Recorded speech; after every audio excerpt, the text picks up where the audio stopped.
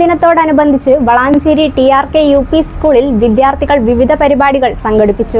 ഇന്ന് ജൂൺ 19 വായനാ ദിനമായി PN പണിക്കരുടെ ചരമദിനമായി വായനാ ദിനം ആചരിക്കും. ജീവിതത്തിലെ ശരിയും തെറ്റും തിരിച്ചറിയാൻ നമ്മളെ പ്രാപ്തരാക്കാൻ. അക്ഷരം വെളിച്ചമല്ലാത്ത ഒരു സമൂഹം ഇരുട്ടിലാണ്. അതിനാൽ ഈ വർഷം നമുക്ക് ഒരു പ്രതിജ്ഞ എടുക്കാം. ദിവസവും കുറച്ചു സമയമെങ്കിലും വായനയ്ക്കായി മാറ്റിവെക്കാം. വായനാ ദിനത്തോടനുബന്ധിച്ച് വിദ്യാർത്ഥികൾ വായനാ ദിനത്തിന്റെ പ്രാധാന്യത്തെക്കുറിച്ച് പ്രസംഗങ്ങൾ അവതരിപ്പിച്ചു. കവിതാ പാരായണം നടത്തി.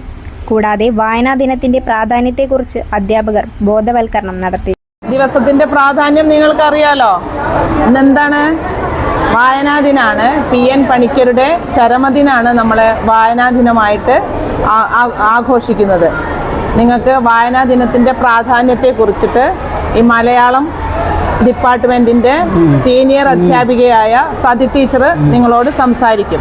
പ്രിയപ്പെട്ട കുട്ടികളെ, ഇന്ന് ജൂൺ 19 അല്ലേ? ജൂൺ 19 നമ്മൾ വായന ദിനമായിട്ട് ആചരിക്കുന്നത്.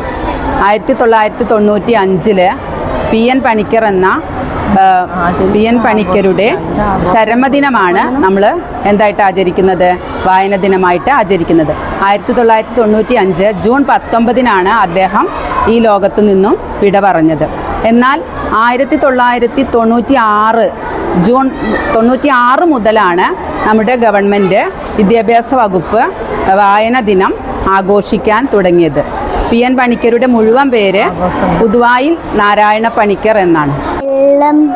സ്വർഗത്തിലെ മഞ്ഞായിരുന്നു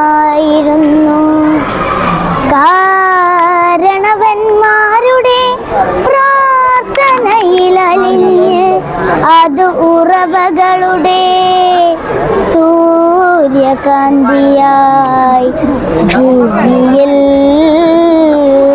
വിരിഞ്ഞിറങ്ങി.